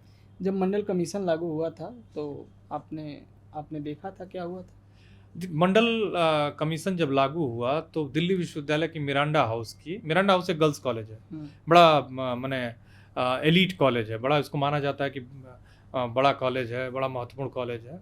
उस एलीट कॉलेज में वहाँ की लड़कियों ने मंडल कमीशन के खिलाफ एक जुलूस निकाला। 90 की बात है ये। इसको जेएनयू की जो वो हिस्टोरियन है ना, उनका क्या नाम है, बंगाल की, मुखर्जी? नहीं वो मुखर्जी नहीं, चट्टोपाध्याय नाम उनका भूल रहा हूं। मैं बोल का जेंडर जाति करके उनकी किताब है। ट्रू। उनकी किताब की टाइटल याद है, आप उसको गूगल कर लीजिएगा, gendering caste. Gendering caste. Uma Chakravarti, sorry, Uma Chakravarti ji साफ उसका जिक्र करती हैं। वो लड़कियां वो जुलूस निकाल रही थी, तख्तियों पर लिख रखा था हमें बेरोजगार पति नहीं चाहिए। ये देखिए उन लड़कियों का कितने सेल्फिश हैं वो। उनको अपने पतियों की चिंता है, लेकिन एक समाज जिनके बेटे भाई उन्होंने तय कैसे किया और लड़के मिट्टी काट रहे हैं, लाखों माने हजारों सालों से, सैकड़ों सालों से जो गाय का गोबर फेंक रहे हैं, वो अगर एक सम्मानित जीवन जीते उनसे उनको बुरा लग रहा था। उन्होंने कभी अपने मिले हुए प्रिविलेज के बारे में नहीं सोचा कि हमको जो अनड्यू मिला है वो हमको दे देना चाहिए दूसरों को। वो ये नहीं सोचते हैं कि मेरे पास मेरा कपबोर्ड में, अरे मेरी अलमारी में 500 कपड़े हैं और कोई सामने सड़क पर नंगा जा रहा है। उनको उसकी चिंता नहीं थी, लेकिन उसको ये चिंता थी कि 500 की जगह पे हमारे कपड़े 1000 होने चाहिए, उसमें कमी नहीं आनी चाहिए, हमारे पति बेरोजगार नहीं होने चाहिए। लेकिन ओबीसी तबके के एक युवा को नौकरी और सम्मानित जीवन, डिग्निफाइड लाइफ नहीं मिलना चाहिए। इसीलिए ईवी रामास्वामी पेरियार ने भारत में सेल्फ रिस्पेक्ट मूवमेंट शुरू किया था। उसका पूरा मामला ही था कि आप हमको चैरिटी नहीं देंगे, हमारी जो हिस्सेदारी है वो मुझे मिलनी चाहिए। हमको डिग्निटी नहीं है तो कुछ नहीं है, उसका कोई मतलब नहीं है। इसलिए डिग्निटी एक व्यक्ति के जीवन में सबसे महत्वपूर्ण होना चाहिए। डिग्निफाइड लाइफ भी वही जी पाता है जो डिग्निटी को महत्व देता है। तो ईवी रामास्वामी पेरियार ने तमिलनाडु को पूरी तरह से बदल दिया। कांग्रेस में रहे, कांग्रेस ने उनके साथ धोखेबाजी करने की कोशिश की, उन्होंने कांग्रेस छोड़ दिया। जस्टिस पार्टी ने उनको पूरी पार्टी दे दी, फिर बाद में उसको डीके कर दिया उन्होंने, जस्टिस पार्टी को द्रविड़ कजगम कर दिया, फिर उससे टूट के डीएमके बनी, डीएमके के बाद एआईडीएमके बनी। और हालत यह है कि पेरियार की आइडियोलॉजी पर ही दोनों पार्टियां तमिलनाडु की चलती हैं और तमिलनाडु में व्हाइट कॉलर जॉब करने वालों की संख्या एक अच्छे खासे संख्या है। और तमिलनाडु भौगोलिक तमाम चुनौतियों के बावजूद भी एक बहुत ही भारत में अग्रणी और बेहतर राज्य है। नहीं, उन बेरोजगार लड़कियों ने कैसे तय किया होगा कि उन्हें बेरोजगार पति नहीं चाहिए? ऐसे तय किया क्योंकि वो प्रिविलेज्ड हैं। वो उस जमाने में उनको ये पूछना चाहिए था कि उस मिरांडा हाउस में एक भी ओबीसी लड़की नहीं रही होगी। लड़कियों में भी सर्वे होना चाहिए। बिल्कुल, ये सर्वे नहीं, ओबीसी समाज का कोई रिसर्च नहीं हुआ है। ओबीसी समाज इतना वंचित समाज है कि आज तक ना ही इसने अपने ऊपर किताबें लिखी हैं, ना ही कोई रिसर्च किया है। कारण ये है कि भारत के जो विश्वविद्यालय हैं उसकी जो व्यवस्था है वो पूरी तरह से कुछ जातियों के कब्जे में है। अभी भी 70% जाति के लोग भारत के विश्वविद्यालयों में वही लोग हैं जो कहीं से भी दूसरे को आने नहीं देना चाहते हैं, और इसी की वजह से ओबीसी पर रिसर्च नहीं हुआ। आप एक डिजर्टेशन, एक लड़के ने मुझे फ़ोन किया, अब मैं उस विश्वविद्यालय का नाम नहीं लूंगा, सेंट्रल यूनिवर्सिटी है, उसने कहा कि मैंने अपना प्रपोजल बनाया और जो मीटिंग होती है जिसमें तय होता है कि आप किस टॉपिक पर पीएचडी करेंगे, डिपार्टमेंटल जो रिसर्च कमेटी होती है, बोर्ड होता है, उसने उस प्रपोजल को रिजेक्ट कर दिया। तो कैसे किताबें होंगी? 2-3 लोग हैं जिन्होंने काम किया है, एक क्रिस्टोफ जेफरलो हैं, दूसरे आपके तेलंगाना के जो पहले आंध्र प्रदेश था वहाँ के हमारे प्रोफेसर सिम्हाद्री हैं जिन्होंने एक किताब बहुत बेहतरीन की है। तीसरी कोई किताब मुझे दिखती नहीं है अंग्रेजी में एक और किताब है, किसी यूरोपीय व्यक्ति ने लिखी है, मैंने देखी थी बीच में, बड़ी होगी अच्छी किताब। होगी हाँ। ज़्यादातर वो कास्ट पे है, एक्सक्लूसिव ओबीसी मामलों पे हाँ, नहीं है।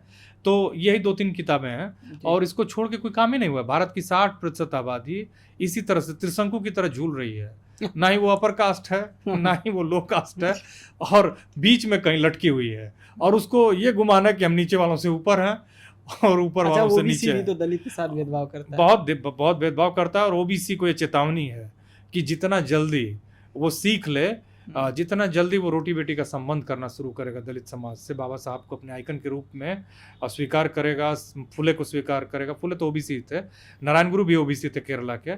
जितना जल्दी अपनी जड़ों में वापस लौटेगा, जितना जल्दी वो जो हिंदू बन रहा है, कांवड़ हो रहा है, कांवड़ छोड़कर उसको वापस अपने घर। रैदास ने कितनी अच्छी बात लिखी है, रैदास ने कहा घर वापसी करनी होगी। घर वापसी क्या? नारायण गुरु के पास, कबीर के पास। कबीर कहते थे तू जो ब्राह्मण ब्राह्मणी का जाया, आन बाट काहे नहीं आया। जी। बताओ मुझे कि तुम जो श्रेष्ठ कह रहे हो अपने को, तुम कहाँ से आए हो? हवा में से तो आए नहीं हो, वहीं से आए हो जहाँ से हम सभी आए हैं। तो कबीर तो इनको लगातार इनके झूठ को खोल रहे थे और इनको एक्सपोज कर रहे थे। जी। तो अब आप देखिए कि अलवार संत रहे हो चाहे नयनार संत रहे हो, जो दक्षिण की भक्ति आंदोलन था, उसमें अपार एक महान संत थे जो जाति से ब्राह्मण थे, बसवन्ना 12वीं शताब्दी में, जिन्होंने लिंगायत धर्म संप्रदाय ही शुरू किया। वो भी एक बहुत ही महत्वपूर्ण आदमी थे। इन सभी ने इन्हीं चीज़ों को रिजेक्ट किया। जी। तो हम लोग सर समाप्ति की तरफ बढ़ रहे हैं। बस अंतिम सवाल ये मेरा है कि आपके लिए क्या विकल्प होगा अगर आरक्षण, कुछ लोग कह रहे हैं कि इससे बेहतर भी कोई व्यवस्था लाई जा सकती है, इसमें कुछ लोग मानते हैं कि भेदभाव है, एक लड़का 10 नंबर पा रहा है, एक 100 नंबर पा रहा है, एक 50 नंबर पा रहा है, तो जो 100 नंबर पा रहा है उसकी तो मेरिट ज़्यादा है, तो इस भेदभाव को कैसे खत्म किया जाएगा? नहीं, ये सब कुछ जातिगत जनगणना से जुड़ा हुआ है। आप उसको उस सर्वे को करिए, मैं क्षमा करिएगा, उसको कंडक्ट करिए, सोशल ऑडिटिंग करिए किस तबके के पास, क्योंकि जाति इस देश की एक सच्चाई है। भारत यूनियन ऑफ स्टेट्स कहा जाता है कि है, लेकिन बहुत सारे लोग ये कहते हैं कि यूनियन ऑफ कास्ट है। तो कास्ट जो है उसको एड्रेस करना होगा सामने से। जिस तरह से अभी भारत के जो कुछ महान नेता हैं, मैंने जो नेता हैं जो उसको साफ साफ कह रहे हैं, उनको इसको सामने से एड्रेस करना होगा, सोशल ऑडिटिंग करना होगा, कास्ट सेंसस करनी होगी, पता करना होगा कि किस इलाके कौन सी जाति के लोग कितने पिछड़े हैं, उनको रेमेडी ऑफर करनी होगी, और जो समाज में लंबे समय से जो प्रिविलेज्ड हैं उनको उनकी मदद को रोकना होगा, और जिनको नहीं पहुंचा उनको देना होगा। और इसको बहुत ही साइंटिफिक, ये सब कुछ हो सकता है, ये पूरी दुनिया में हो रहा है, बहुत इजी है, लेकिन नीयत नहीं है। सोचिए भारत में 21वीं शताब्दी में आज भी ये नीयत नहीं है कि जो व्यक्ति नाला साफ कर रहा है या ये सीवर साफ कर रहा है वो उस काम को ख़त्म करे और सीवर की माने मशीनों से सफाई हो, उसके साथ न्याय हो, उसके बच्चों के साथ न्याय हो, ये देश जो है वो एक बेहतर समाज बने, बेहतर दुनिया बने। इस पर कोई काम नहीं है। बहुत पहले मुल्क राजानंद एक अंग्रेजी के साहित्यकार थे, उन्होंने अनटचेबल करके एक नॉवेल लिखा, और उन्होंने यही बात, महिला प्रथा जो थी ना, लोग सर पे पहले तो लोगों का मल ढोते थे, अब सोचिए क्या व्यवस्था थी, कोई किसी का मल ढो सकता है अपने सर पे? ये करवाया जा रहा था, भारत में अभी भी हो रहा है। तो भारत में न्याय सुनिश्चित हो गया। झूठ की बातें जो कह रहा है व्यक्ति, ये सब कुछ कास्ट सेंसस, सोशल ऑडिटिंग से जुड़ा हुआ है। वो एक्सरे करना होगा, देखना होगा, वो आपको टेस्ट करने होंगे कि आप डायबिटिक हैं, ब्लड प्रेशर है, बीमारी का पता करना होगा, बीमारी के हिसाब से दवाई देनी होगी। और यहाँ तो सभी को पैरासीटामॉल खिलाया जा रहा है, और सभी भारत के ज़्यादातर लोगों की किडनी खराब है, और समाज की किडनी को खराब कर दिया गया, हालत खराब कर दी गई है। तो इसको एक्चुअली आपकी ये अभी तक तो सभी बेकार दवाइयाँ दी जा रही हैं ना। अब आप कोई भी दर्द करे तो आप पेन किलर देते हो, तो हर दर्द की एक स्पेसिफिक दवा है, दर्द की अलग अलग दवाएं हैं, हर बीमारी की अलग अलग, बीमारियों की अलग अलग दवाएं हैं। आप हर बीमारी में एक ही दवा देंगे तो और कहेंगे कि ये काम नहीं कर रहा है, रिजर्वेशन को हटाओ, ये बेकार की बात है। कास्ट सेंसस करना होगा, सोशल ऑडिटिंग करनी होगी, और किसी भी समाज को जो वंचित हैं, जो गरीब हैं, जो उत्पीड़ित हैं, उनकी तरफ झुका हुआ होना होगा। अभी का भारत कुछ धूर्त बेईमान अमीरों की गोद में जाके बैठ गया है। उस भारत को बाहर लाना होगा और उस भारत को ऐसा बनाना होगा जहां वो गरीबों, वंचितों और शोषितों के पक्ष में खड़ा होता हुआ दिखे। जी, इस दर्द का जो है इलाज क्या है, उसकी दवा क्या होनी चाहिए, वो प्रोफेसर संदीप जी अभी बता रहे थे।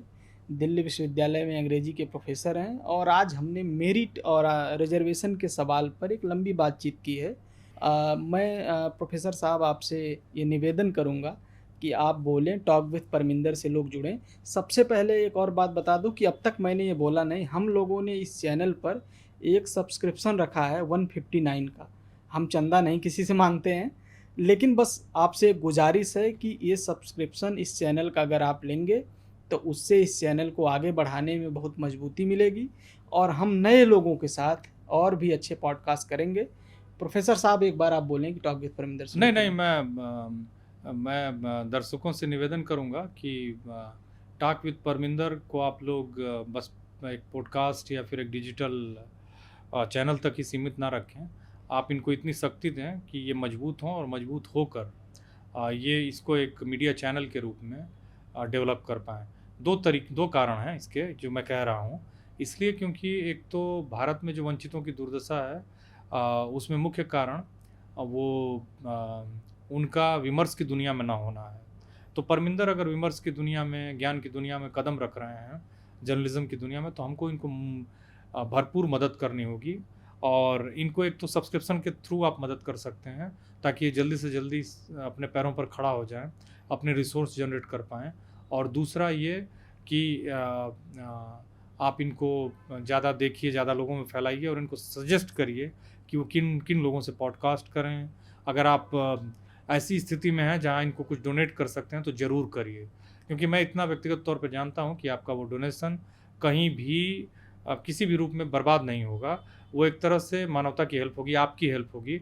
आज के भारत में जब झूठ एक नया नॉर्मल बन चुका है, वैसे में सच की बात करना बहुत बड़ी क्रांतिकारी बात है। जॉर्ज ऑरवेल एक बहुत बड़े चिंतक थे, बड़े उपन्यासकार थे। उन्होंने कहा था कि एक्चुअली मीडिया जो है ना बहुत ही महत्वपूर्ण है। वो जो आपका शोषित है उसको उद्धारक बता देगा, उद्धारक को शोषक बता देगा। परमिंदर आपके उद्धार के लिए काम कर रहे हैं, आपकी आने वाली पीढ़ियों के लिए काम कर रहे हैं। इसलिए इनके चैनल को भी सब्सक्राइब करिए, इनको मदद भी करिए, और ये गलत होते हैं तो इनको सही भी करिए, सुधारिए भी। इनकी भरपूर मदद आपकी खुद की मदद है। तो मैं आपसे गुजारिश करूंगा कि आप ज़रूर करिए। इस तरह से मतलब आप अपनी भी मदद कर सकते हैं।